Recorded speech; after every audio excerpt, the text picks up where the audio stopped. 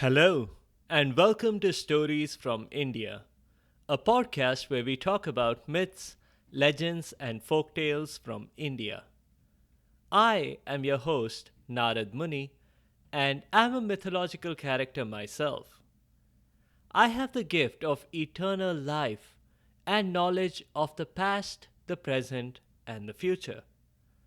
By profession, I'm a traveling musician and a storyteller. So, the way I'm doing my job is by podcast. In this episode, we are talking about a folk tale from the northern Indian territory of Ladakh. Like most folk tales, this has a good amount of magic. It's also meant to be a learning experience. But to be honest, no one in the story seems able to make the right decisions. The little boy slowly walked on, feeling his way along the dark cave walls. Suddenly, a colony of bats fluttered above. There was a hiss that sounded uncomfortably close to his bare feet. He just wanted to find a way out. Why had he entered this dreadful place? Let's rewind the story a bit to find out why. Stanzin was a little boy who lived with his mother. The two of them were laborers at a farm.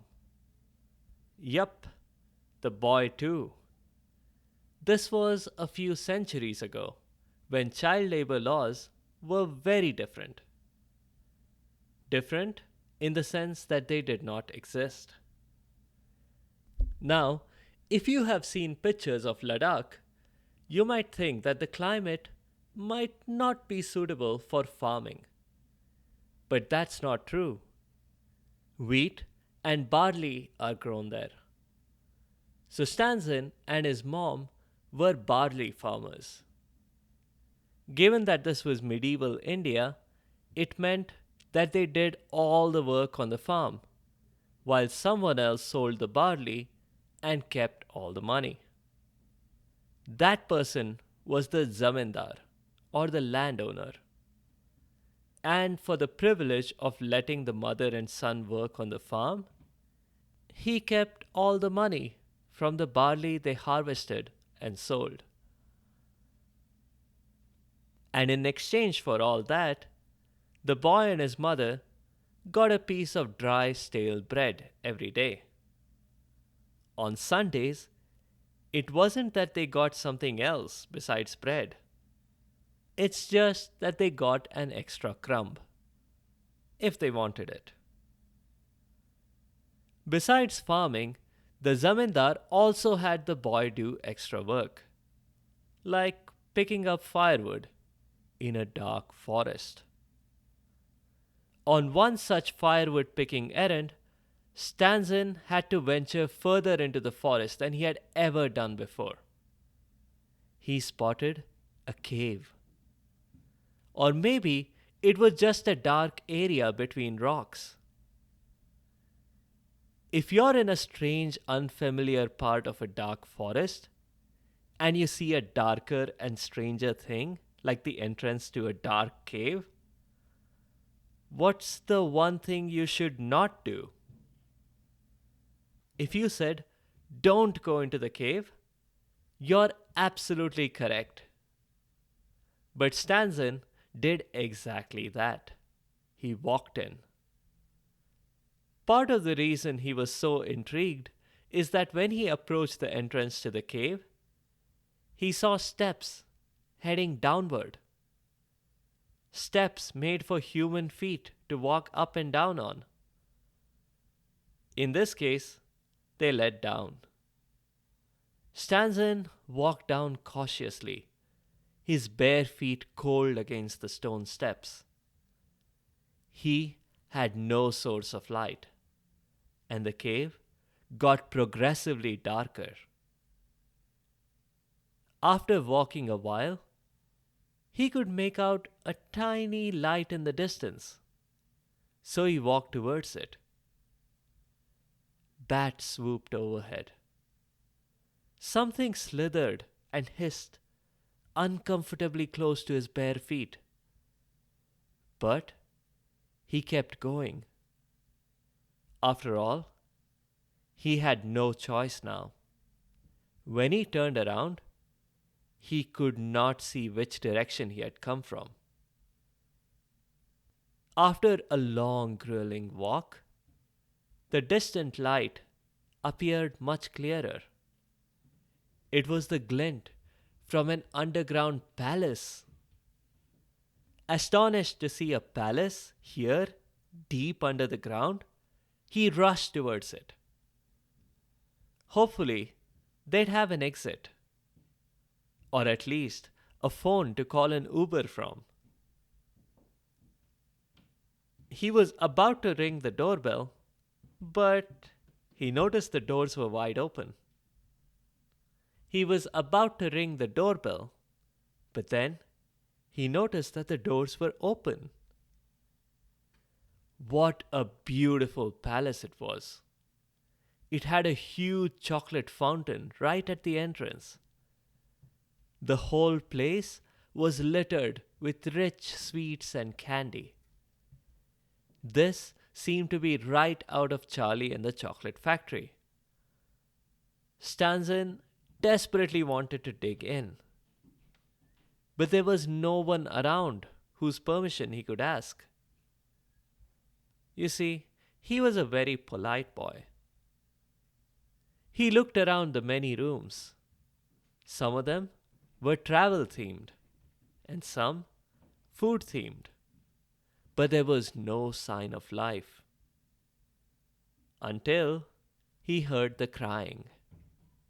He walked towards the source of the noise and opened a bedroom door.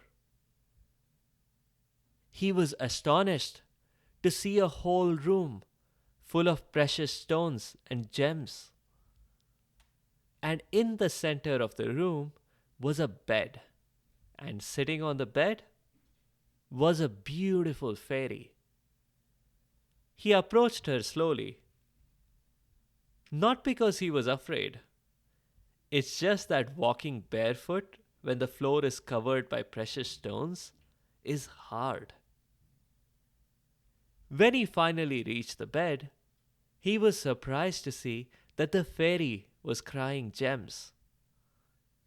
She was definitely a fairy. It was the wings that gave her away. "My lady," he said meekly, "are you upset? Can I help?" In surprise, she stopped crying and stared at him. "Who are you? How did you get in here?" "The front door was open, my lady. I just walked in." She narrowed her eyes suspiciously. "I meant, how did you get to my palace without tripping off my home security system?" The boy was puzzled. "What home security system?" he asked. "It's the one I set up to give me advance warning in case someone bungles in, as you have done. It's supposed to turn on the moment you switch on the lights." The boy was even more puzzled. "What lights?" he asked. "The one in the cave, of course. Don't tell me you walked all the way here in the dark. I mean, seriously? What's the first thing you do when you reach into a dark room? You're supposed to turn on the light. It's right there, on the left, as soon as you step into the cave." Annoyed at having missed this, Stanzen asked why she had not simply bothered to keep the lights on all the time. "Are you kidding?" she asked. "Do you know what electricity costs these days?" He looked around at all the jewels and rolled his eyes. "Speaking of which," he asked her, "why are you crying gems?" The fairy was surprised by his surprise. Why? What do you cry? I shed tears, the boy replied. Just water. Water? What's wrong with you people? You can't shed enough tears for it to be useful. Oh no, my lady, the boy replied. A girl named Alice went down a similar hole in the ground. She cried so much, she almost drowned in her tears. Literally. The fairy was intrigued. You must tell me more. Is she a friend of yours? Not quite, said the boy. She's from a faraway land called England, though she traveled to another place called Wonderland. At this, the fairy cheered up a bit. It turned out that was exactly what the fairy had been crying about. She was confined to the bed and she could not move. She had been denied the joy of experiencing the sights and sound of the world. Would he be a dear and describe the world to her? Stanson was happy to oblige. He narrated everything he knew about the world: the beautifully carved monuments all over the country, the amazing Himalayas, the beautiful valley of flowers, the crystal clear lakes. He had her attention for hours. Finally, he began to run out of things to describe. The fairy thanked him and suggested that he take the biggest of all the gems in the room. Stanzen was a bit reluctant to accept that. Not because you're not supposed to accept gifts from strangers. Quite the contrary. He'd much rather grab some of the delicious chocolate cake he saw in the dining room instead. But the fairy convinced him that he would be much better off taking a gem instead. Stanzen was reluctant, but he had to agree. He was a guest after all. Thankfully, on the way back, he did find the light switch, and he had no problems navigating back to the entrance of the cave. He was careful to turn off the lights when he exited the cave. The fairy's gripes about the electricity bill were still fresh in his mind. He rushed home and showed his mother the beautiful gem. Her reaction was exactly as he had expected. She said, whatever shall we do with this gem? I don't know any recipes, and I think it'll be too hard to eat with bread.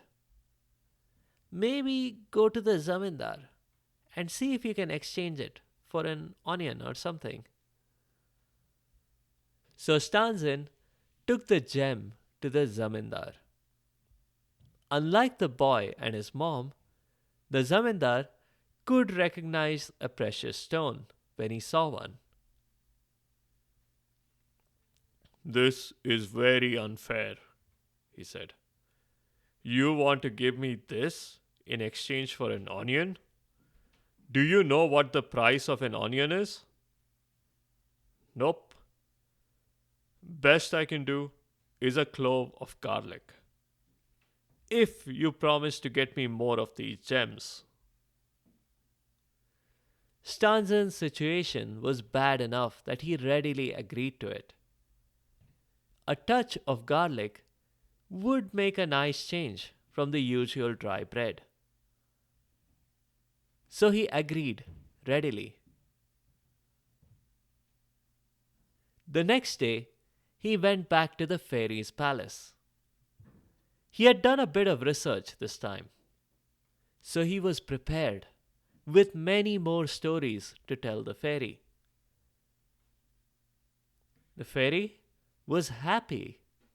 Sure, she was happy to hear more of these travel stories, but she suspected that Stanzen wasn't here just to make her happy. And the boy confessed easily enough. His zamindar just wanted some of her tears. She wasn't planning on using them for anything, was she? Though the fairy hadn't actually traveled the world, she was wise to its ways. What happens if you don't take a gem back? She asked the boy. What will your zamindar do? He'll probably punish me, replied the boy. The last time I didn't get enough firewood, he beat me with a stick. It hurt for weeks. Oh no, we can't have that, said the fairy. But guess what? Giving him a gem won't help you either. I have something much better. She pulled out a box from thin air. She gave it to the boy and said, Here, as long as you have this box on you, no harm will come to you. Trust me. What's in the box? Asked the boy, a little scared now. Your worst nightmare, she said, in a menacing tone, and then quickly added, Ha ha, I'm just pulling your leg.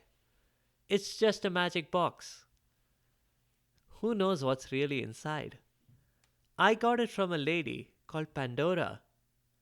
My only advice to you is to only open the box when you're desperate. Help will arrive. The boy hung around the palace a bit more.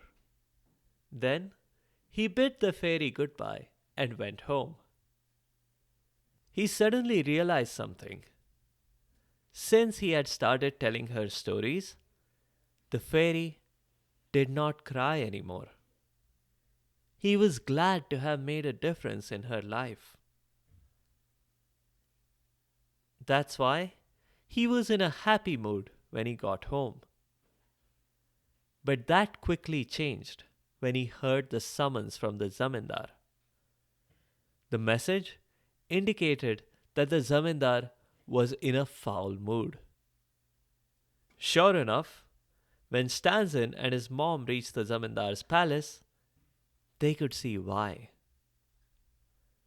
Stanzin, roared the zamindar. It's been 24 hours since you were supposed to get me more of those gems. Where are they? I haven't got any, sir, he replied. The answer infuriated the zamindar, who then reached out for his stick. He grabbed it and swung it hard at the boy. But nothing happened. The stick seemed to just bounce off of the boy. And Stanzin kept smiling, as if he didn't even feel it. The zamindar stood shocked for a whole minute before gathering his wits and trying again. He repeated this several times, but nothing. Stanzin casually flicked off a speck of dust off of his sleeve. What's in the box you're carrying? The zamindar asked.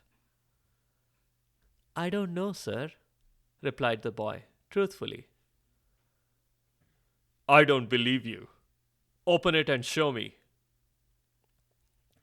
No, I can't, sir. I'm not supposed to. Do it, or I'll hit your mother with this stick, replied the zamindar. That frightened Stanzin. He didn't know if the protection from the box would extend to his mother if he was the one holding it.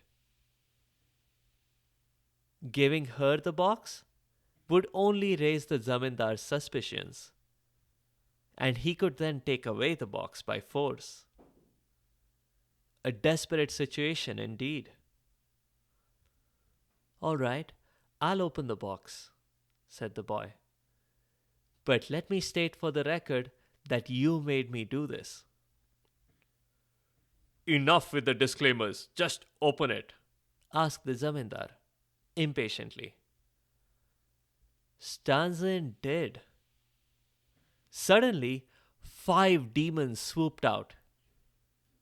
They must have been equipped with aggression detecting techniques because they immediately singled out the zamindar and grabbed him. He screamed out loud as the demons began to toss him from one to the other. While they rose up into the sky, still playing catch with the zamindar, down on the ground, pretty much everyone around thought this was good riddance. Stanzin and his mother lived happily, continuing to grow their barley, but from now on, they kept the proceeds. The fairy was happy too. She had stopped crying. Stanzin would occasionally visit with more new stories.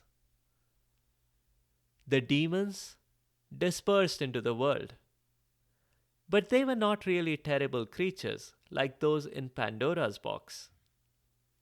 They were terrible at playing catch, though. It wasn't long before they managed to drop the zamindar. He fell somewhere into the Indian Ocean. That's all for now. A couple of notes on the show. Stanzin is a common name in Ladakh. It is derived from the name of the Dalai Lama. The original folktale provided no name for the boy, so I picked this one. The story does leave a couple of loose ends. The fairy's problem is not really solved. She doesn't get to escape from her confinement. However, she is satisfied with Stanzin's company and the stories that he tells. Stanzin and his mom don't collect any more of the precious gems. Stanzin and his mom make a choice of earning money from working hard on their farm and not simply by selling more of the fairy gems. That's all I have for this week.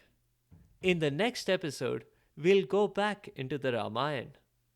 We'll see what happened after Lakshman stopped Shurpanakha's attack on Sita. If you have comments or suggestions, or if there are particular stories you would like to hear, please do let me know by leaving a comment or a review on the site sfipodcast.com or tweet at sfipodcast. You can also find me on Instagram and Facebook. Be sure to subscribe to the show to get notified automatically of new episodes. Thanks to all of you listeners for your continued support and your feedback. The music is from purpleplanet.com. That's purple-planet.com. I'll see you next time.